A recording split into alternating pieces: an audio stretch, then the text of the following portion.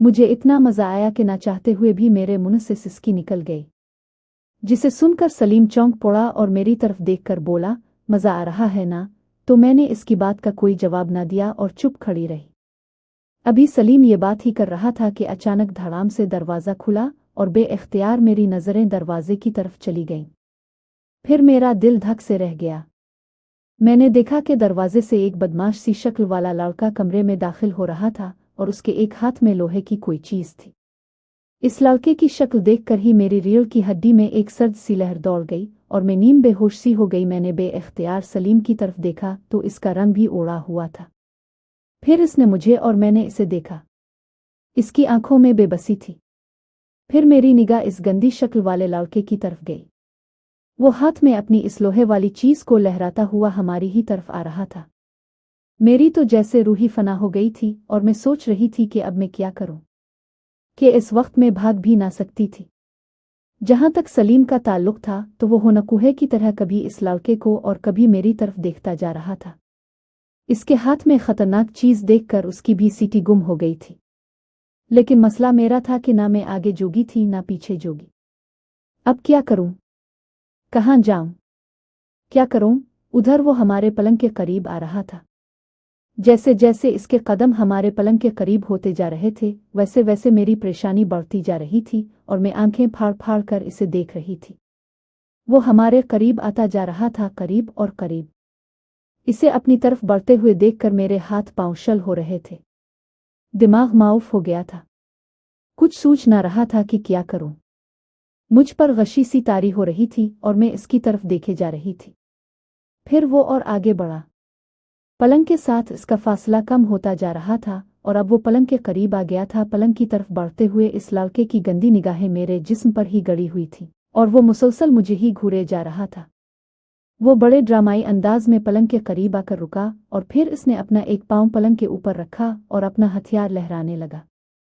फिर इसने मेरी तरफ देखा और बड़े ही हकारत और तहकीर आमेज लहजे में मुझसे मुखातिब होकर बोला, कपड़े क्यों पहने हैं? चल उन्हें उतार। अब मेरी बारी है। इसकी बात सुनकर मेरा तो दिमाग ही उलट गया।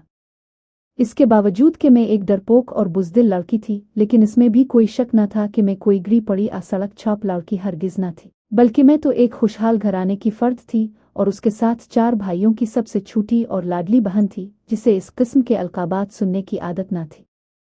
खासकर गाली तो मैंने कभी अपने बाप की भी ना सुनी थी। दूसरी बात यह कि गाली से ज्यादा मुझे इस लड़के के तहकीर आमेज लहजे ने गर्म कर दिया था।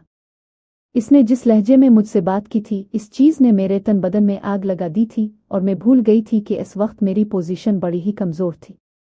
फिर मैंने इसकी तरफ देखा और बड़े गुस्से से बोली, जुबान संभाल कर बात करो। मैं कोई ऐसी वैसी लड़की नहीं हूँ। मेरी बात सुनकर वो किसी पंजाबी फिल्म के विलन की तरह हंसा और दांत पेश कर बोला, ऐसी वैसी लड़की तो जैसे यहाँ इबादत करने के लिए आई थी। इसकी बात सुनकर मैंने मदद के लिए सलीम की तरफ देखा तो वो इस लड़के के साथ इशाराबाजी कर रहा था। लम्हे के 1000वें हिस्से में मुझे सारी बात समझ आ गई कि ये दोनों आपस में मिले हुए थे और अब मेरे साथ ड्रामा करके ये लड़का भी मेरे चक्कर में था। ये सब जानकर मेरे अंदर शहवत की जगह सलीम के लिए नफरत की एक तेज लहर उभरी। इससे कबल के मैं सलीम की तरफ से दिए गए इतने बड़े धोखे से फट पड़ती, मैंने बड़ी मुश्किल से खुद पर काबू पाया और जहर के घूंट पीकर चुप रही। मैंने उन पर कुछ जाहिर न होने दिया और सर झुकाकर बड़े गुस्से के आलम में अपने होंठ काटने लगी। इस दौरान मुझे इसी खबीस लड़के की आवाज़ सुनाई दी। वो सलीम से कह रहा था, ओए चल दफा हो जा यहाँ से। इस पर सलीम ने थोड़ा सा एहतजाज किया, लेकिन जब इस लड़के ने इसे हथियार दिखाया तो सलीम ने कपड़े पहने और मुझसे नजरें चुराता हुआ वहां से बाहर निकल गया। जैसे ही सलीम कमरे से बाहर निकला, वो लड़का मेरी तरफ मुतवज्जे हुआ और इसी तहकीर आमेज लहजे में बोला, चल तैयार हो जा, मुझे अपना काम करने दो अब। इसकी बात सुनकर मेरे दिमाग में गर्मी सी भर गई, लेकिन सिवाय इसकी तरफ मजरूसी नज़रों से देखने के मैंने और कुछ न कहा, क्योंकि मुझे अपनी पोजीशन का बखूबी पता था। मैंने तय कर लिया था कि मैंने जो भी करना है हिकमत से करना है। वैसे भी मैंने जो करना था इसके बारे में थोड़ी देर पहले सारा प्लान तैयार कर चुकी थी। हैरत की बात थी कि आम हालात में मैं एक बेहद बुज़दिल और डरपोक किस्म की लड़की थी, लेकिन सलीम की बेवफाई और ख़ासकर इस गंदे लड़के के तहकीर आमेज रवैये ने मेरी इज्जत नफस को बहुत ज़्यादा मजरूह किया था। इसीलिए मौजूदा सूरत हाल में मेरा सारा डर और खौफ दूर हो गया था और अब मेरे मन में डर और खौफ की जगह नफरत ने ले ली थी। मैं खुद भी अपने इस रवैये पर हैरान थी कि क्या ये मैं ही हूँ जिसके दिल से न सिर्फ ये कि सारा डर और खौफ खत्म हो चुका था, बल्कि इस लड़के को सबक सिखाने के लिए खुद ब खुद ही मेरे ज़हन ने एक प्लान भी तैयार कर लिया था। अब इस प्लान पर अमल करने की बारी थी। फिर प्लान के मुताबिक मैंने इसकी तरफ बड़ी ही मजबूर नज़रों से देखा और बोली, प्लीज़ मुझे छोड़ दो। मुझे अपनी तरफ ऐसी नज़रों से देखते हुए वो और शेर हो गया और उसने अपने हाथ में पकड़े हुए हथियार की नोक मेरे मुंह की तरफ बढ़ाई। फिर इसने इसकी नोक मेरे गाल के करीब की और अपनी तरफ से बड़े ही खौफनाक लेकिन इसी तहकीर आमेज लहजे में बोला, तैयार होती हो आ। मैंने दिल पर जबर करके खौफजदा होने की एक्टिंग की और उससे बोली, क्या कर रहे हो? इसे तो हटाओ, और अपना मुंह पीछे कर लिया। तो वो कहने लगा, कपड़े उतारती हो कि मैं ये तुम्हारे इस खूबसूरत से गाल को उसकी नोक से खराब कर दूं? इसकी बात सुनकर एक दफ़ा फिर मैंने खौफजदा होने की एक्टिंग की और उससे बोली, मैं एक शर्त पर उतारूंगी कि पहले तुम मुझे अपना वो दिखाओ। और मेरी बात सुनकर वो बड़ी हिकारत से हंसा और बोला, ये हुई ना बात। और फिर इसने मेरी तरफ देखा और कहने लगा, तुम मेरा क्यों देखना चाहती हो? तो मैंने गंदी बनकर ही इसको जवाब दिया, क्या पता तुम्हारे दोस्त की तरह तुम्हारा भी ठस हो जाए। मेरी बात सुनकर वो मेरे झांसे में आ गया और सीना फैलाकर बड़ी शेखी से बोला, वो तो है ही नामर्द। इससे कबल के वो अपने जुमलों पर गौर करता मैंने जल्दी से कहा, चल फिर दुखा अपना। तो वो मेरी तरफ देखकर बड़े ही फातिहाना लेकिन तहकीर आमेज लहजे में बोला, मैं अभी दिखाता हूँ कि असली मर्द का कैसा होता है। अभी मेरा शेर बैठा है ना, इसलिए तुमको छोटा लग रहा होगा। वाह, तुम्हारा तो बड़ा ज़बरदस्त है। मेरी बात सुनकर वो बड़ा खुश हुआ और फखर से कहने लगा, अभी तो ठीक से खड़ा नहीं हुआ। मैं पलंग से खिसक कर उसकी तरफ आई और इसी दौरान एक नज़र अपने साज और सामान पर डाली। मेरी चादर सामने तपाई पर पड़ी थी। फिर स्कूल बैग के बारे में सोचा तो याद आया कि वो तो ड्राइंग रूम में ही रह गया था। फिर मैंने अपनी जूती की तरफ गौर किया तो वो मुझे पलंग के पास ही पड़ी हुई मिली। इस तरफ से फारिग होकर मैं पलंग से उतरी और टांगे लंबा कर बैठ गई। इतने में वो भी आगे बढ़ा। इसके जिस्म से एक अजीब गंदी सी बो आ रही थी जिसे मैंने बड़ी मुश्किल से बर्दाश्त किया। सामने पड़ी तपाई से अपनी चादर पकड़ी और भागकर सीधी ड्राइंग रूम में जा पहुंची, जहां पर मैंने अच्छी तरह से चादर ओढ़ी और अपना बैग उठाकर तकरीबन दौड़ती हुई मेन गेट की तरफ। बड़ी हैरत है कि मुझे वहां कहीं भी सलीम नजर न आया। घर का मेन गेट खुला हुआ था, शायद सलीम बाहर गया था। खैर, मैंने तेजी के साथ गेट खोला और बाहर गिल्ली में आकर तेज तेज कदमों से मेन रोड की तरफ चली गई। मेन रोड पर चलते हुए अभी मुझे थोड़ी ही देर हुई थी कि मुझे अपनी तरफ आता हुआ एक रिक्शा नजर आ गया, जिसे मैंने हाथ देकर रोक लिया और उसको स्कूल का एड्रेस बताकर इसमें बैठ गई। 4 मिनट बाद ही रिक्शा मेरे स्कूल के पास रुक गया और मैंने रिक्शे वाले को पैसे दिए और एक जगह खड़ी होकर सोचने लगी कि अब क्या करूं, क्योंकि अगर इसी वक्त मैं घर जाती तो मुझसे 100 सवाल पूछे जाने थे। इसलिए मैं वहीं बैठी रही, पर अंदर से मुझे शदीद खौफ खाए जा रहा था कि कहीं वो लोग मेरा पीछा करते हुए यहाँ तक न आ जाएं। अभी मैं इसी शश और पंज में थी कि स्कूल की तरफ से मुझे आधी छठी होने की घंटी की आवाज़ सुनाई दी। फिर एक ख्याल के आते ही मैं अपने घर की तरफ रवाना हो गई और सुनसान गिल्ली में दाखिल होकर मैंने उधर उधर देखा। गिल्ली खाली थी, चुनांचे मैंने जल्दी जल्दी अपने जिस्म से वही चादर उतारी और इसे बैग में रख दिया और स्कूल में आ गई। फिर चलती हुई अपने घर में दाखिल हो गई। मुझे यूं घर दाखिल होते देखकर अम्मा बड़ी हैरान हुई और मेरी शक्ल देखकर बोली, क्या हुआ बेटी?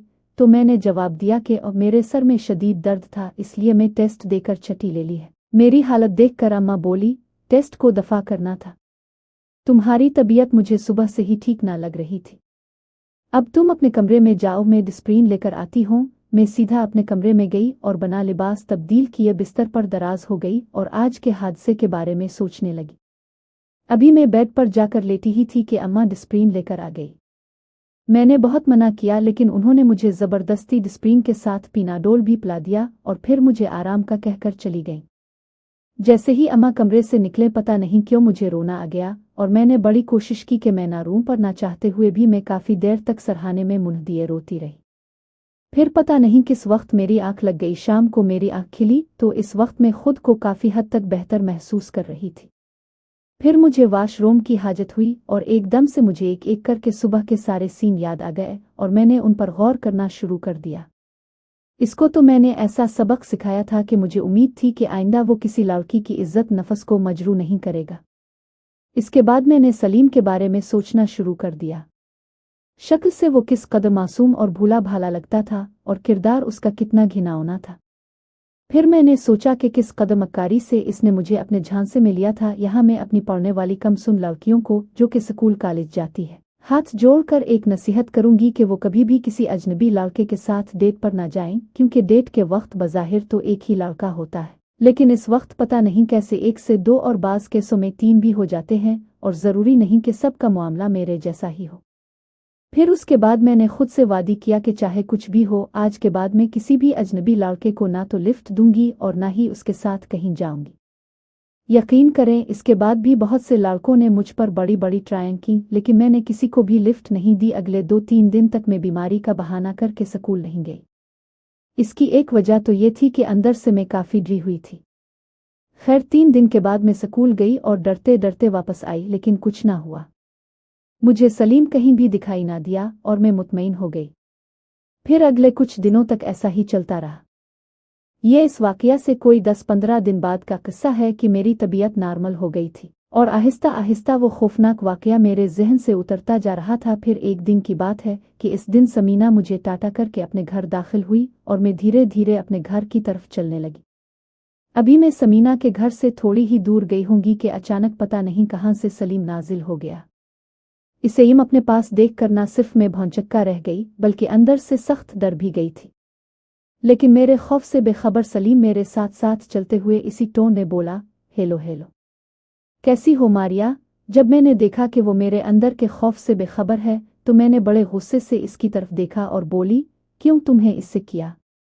मुझे गुस्से में देखकर इसने अपने कानों को हाथ लगाया और कहने लगा, आई एम सॉरी यार, तुम जो सज़ा दो मुझे मंजूर है, पर प्लीज़ मेरी बात तो सुनो। और फिर मेरा जवाब सुने बगैर ही वो कहने लगा, वो इस दिन सूरत हाल ही कुछ ऐसी बन गई थी कि। और उसके बाद इसने घड़ी हुई एक ऐसी झूठी कहानी सुनाई कि अगर मैं अपनी आंखों से इसे इस लड़के के साथ इशाराबाजी करते हुए ना देख लेती तो फौरन ही मैं इसकी घड़ी हुई कहानी पर भरोसा कर लेती। वो मेरे साथ साथ चलते हुए अपनी बकवास किए जा रहा था, लेकिन मैं चुप थी। इसी असना में मेरी गिल्ली आ गई और वो मुझे एक बार फिर सॉरी कहता हुआ चला गया। अगले 2-3 दिन तक वो मुसलसल मुझे अपनी बेगुनाही का यकीन दिलाता रहा, लेकिन मैं टस से मिस ना हुई। तो फिर अचानक ही एक दिन इसकी टोन तब्दील हो गई और वो मुझे धमकी देते हुए बोला कि इस दिन जिस लड़के के टट्टूहे पर तुमने मारा था वो 3 दिन अस्पताल में दाखिल रहा है और अब ठीक होकर मुझसे तुम्हारा पता मांग रहा था। फिर मक्कारी से कहने लगा, तुमको मालूम है ना कि वो किस कदर खतरनाक लड़का है। अगर मैंने इसको तुम्हारा पता दे दिया तो वो तुमको उठा कर ले जाएगा और फिर जो हश्र वो तुम्हारे साथ करेगा इससे तुम बखूबी वाकिफ हो। इसलिए तुम्हारे लिए बेहतरी इसी में है कि तुम मेरे साथ दोबारा से दोस्ती कर लो, वरना। और फिर वो अपनी बात अधूरी छोड़कर चला गया। सच्ची बात तो ये है कि इसकी धमकी से मैं काफ़ी हद तक खौफजदा हो गई थी, लेकिन इसकी ब्लैकमेलिंग ने मुझे मज़ीद मुश्तइल कर दिया था। वैसे भी चूंकि पानी सर से बढ़ गया था, इसलिए मैंने सलीम का बंदोबस्त करने का फैसला कर लिया। दोस्तों, जैसा कि आप जानते हैं कि मैं 4 भाइयों की इकलौती बहन हूँ। सबसे बड़े लियाकत भाई हैं, लेकिन मेरे सबसे छोटे भाई जिनका नाम नदीम है उनके साथ मेरी बड़ी बुनती है। नदीम भाई कोई काम नहीं करते, बल्कि थोड़ी बहुत पहलवानी का शौक रखते थे। घर में अब्बा के बाद मेरा सबसे पक्का वोट नदीम भाई ही थे। मैं क्या, सारा महल्ला उन्हें उभा नदीम कहता था। सलीम की धमकी ने मुझे काफ़ी कुछ सोचने पर मजबूर कर दिया था, इसलिए घर आकर भी मैं काफ़ी देर तक इसी के बारे में सोचती रही और फिर मेरे जहन में भानदीम आ गया और मैं इसकी तरफ चल पड़ी। भानदीम का कमरा घर के पीछे की तरफ था, जहां पर एक कमरा था जिसे भानदीम अपना डेरा कहता था। जब मैं इसके कमरे के करीब पहुंची तो इस वक्त वो कमरे के बाहर एक बड़े से डोल में चम्मच डाले कुछ हिला रहा था। मुझे देखते ही इसने नारा लगाया और खालिस लाहौरी और पहलवानी लहजे में बोला, वो आए मेरी पत्तर। फिर कहने लगा, आजा, मैंने बड़े मज़े की सरदाई बनाई है तो भी पी ले। लेकिन मैंने उनकी बात का कोई जवाब ना दिया और उनके सामने धुरे मोड़ पर बैठ गई। वो कुछ देर तक तो मुझे देखते रहे, फिर उन्होंने डोल में चम्मच हिलाना बंद किया और उठकर मेरे पास खड़े हो गए और मेरे सर पर हाथ फेर कर बोले, क्या बात है, बड़ी परेशान लग रही हो। उनके प्यार से पता नहीं क्यों मैं बिलक पड़ी और सिसकियां ले लेकर रोने लगी। मुझे रोता देखकर भाई एकदम घबरा गया और कहने लगा, बात तो बता, क्या हुआ। तब मैंने उनसे कहा, भाजी, एक लड़का है जो रोज़ मुझे स्कूल से आते हुए तंग करता है और आज इसने मुझसे कहा कि अगर मैं इससे बात नहीं करूंगी तो वो मुझे उठाकर ले जाएगा। मेरी बात सुनकर भा नदीम हैरत से बोला, ये क्या कह रही हो? ऐसा कौन है जो नदीम पहलवान की बहन को उठाने की बात कर रहा है? इसे मालूम नहीं कि तुम किसकी बहन हो?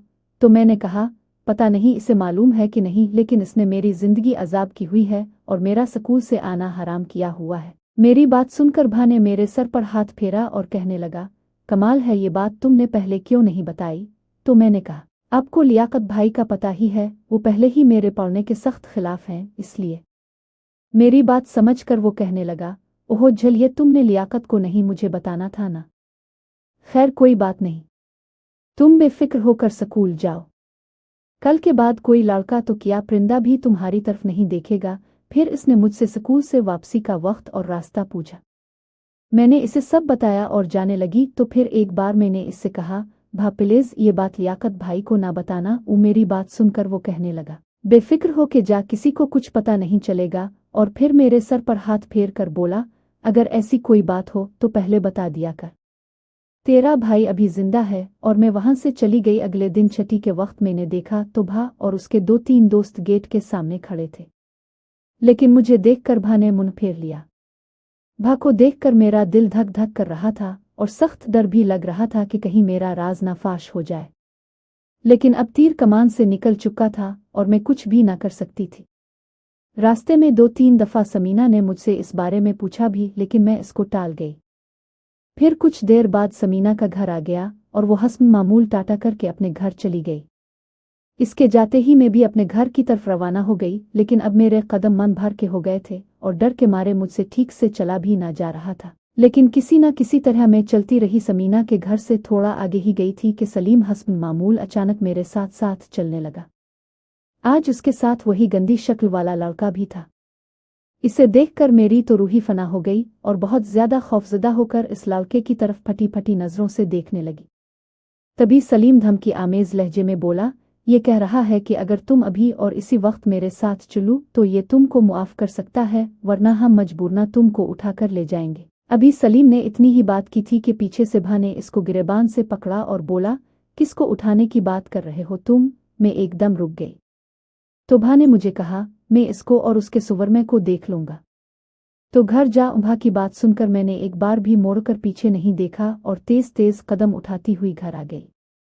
मुझे नहीं मालूम कि इसके बाद सलीम और इस उबाश लड़के के साथ भा नदीम और उसके दोस्तों ने क्या सलूक किया था।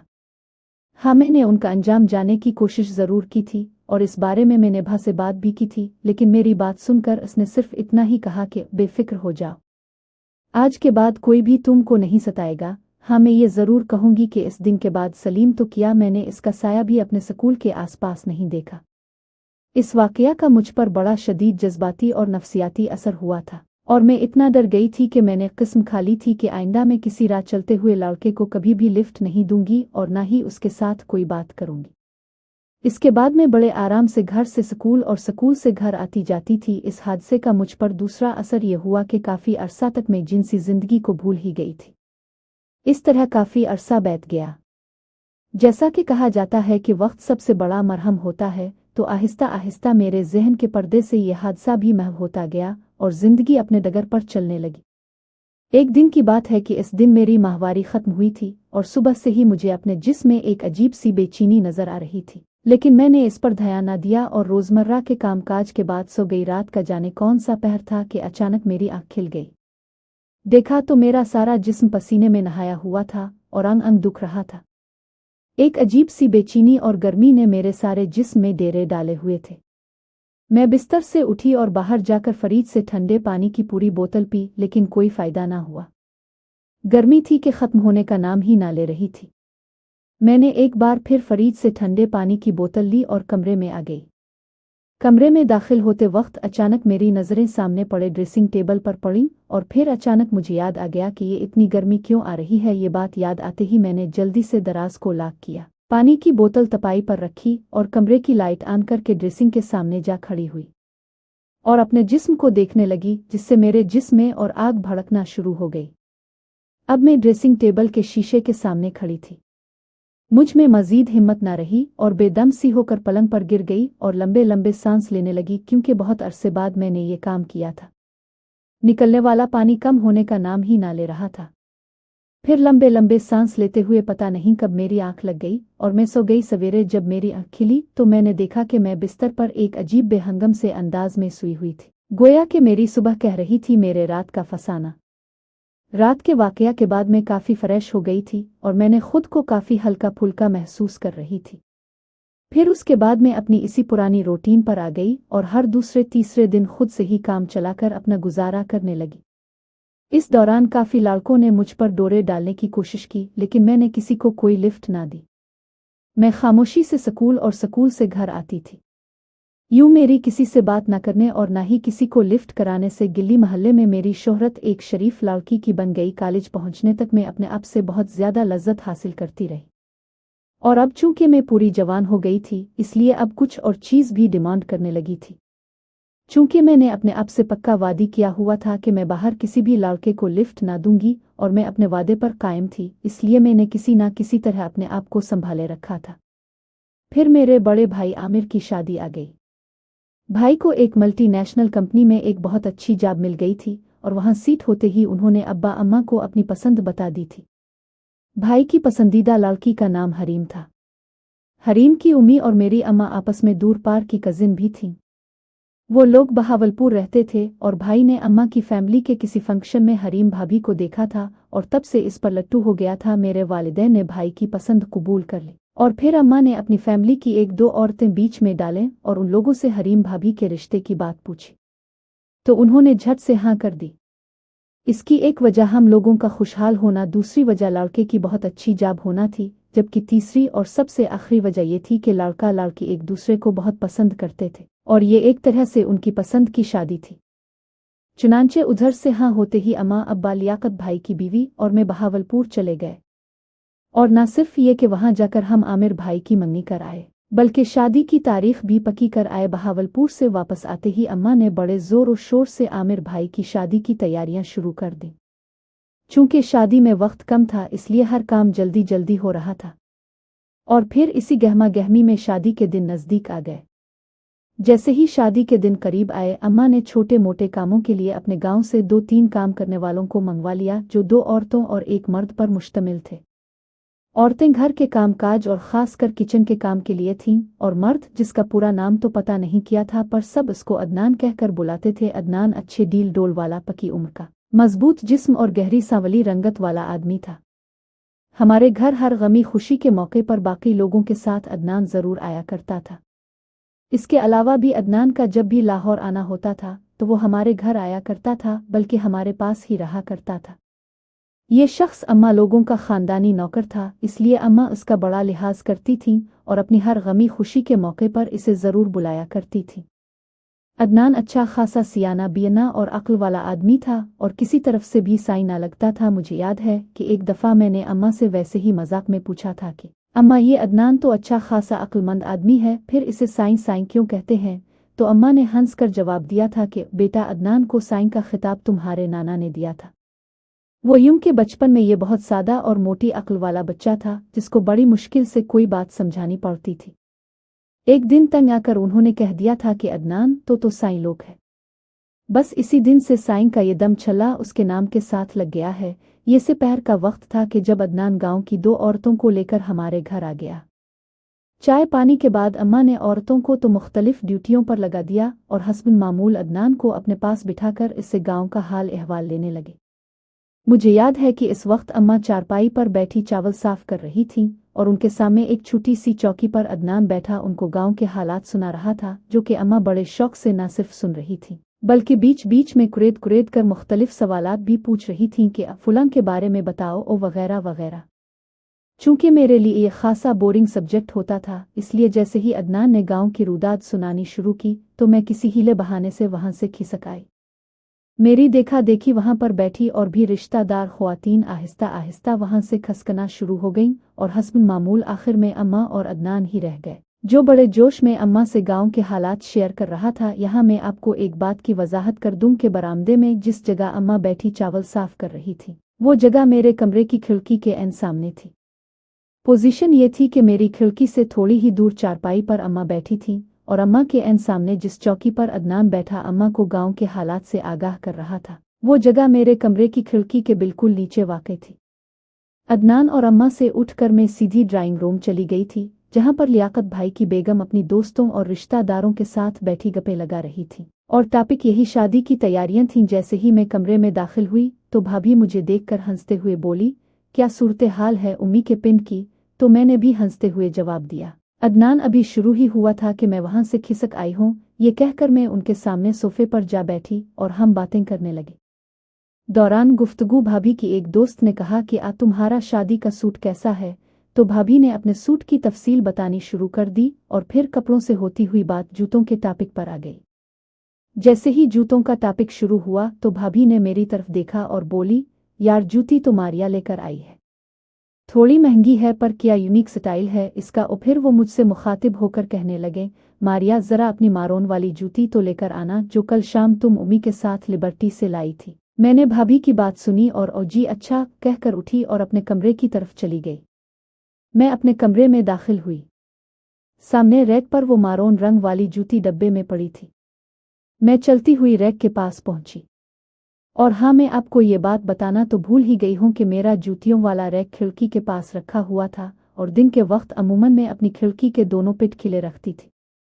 इस जमाने में मेरी खिड़की पर बारीक सी लोहे की जाली लगी होती थी और जैसा कि आपको पता है कि इस जाली का ये कमाल है कि अगर कमरा अंदर से रोशन हो यानी कि कमरे की लाइट ऑन हो तो बाहर वाले को अंदर का सीन नजर आता है और अगर कमरा रोशन ना हो तो बाहर से कुछ नजर नहीं आता। हाँ, तो मैं आपको बता रही थी कि मैं चलती हुई गई और रैक से अपनी जूती का डब्बा उठाया।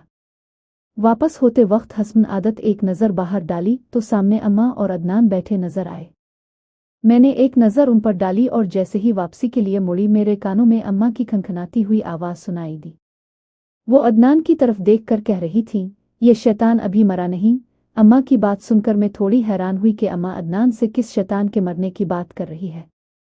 फिर मैं महज अपना तजस्सुस दूर करने के लिए खिड़की के और करीब चली गई और कान लगाकर अम्मा और अदनान के दरमियान होने वाली बातें सुनने लगी।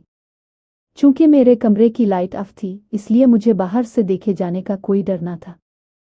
अम्मा की बात सुनकर अदनान बोला, बाजी बाजी ये शैतान तो मरा हुआ था लेकिन आपको देखकर इससे रहा नहीं गया।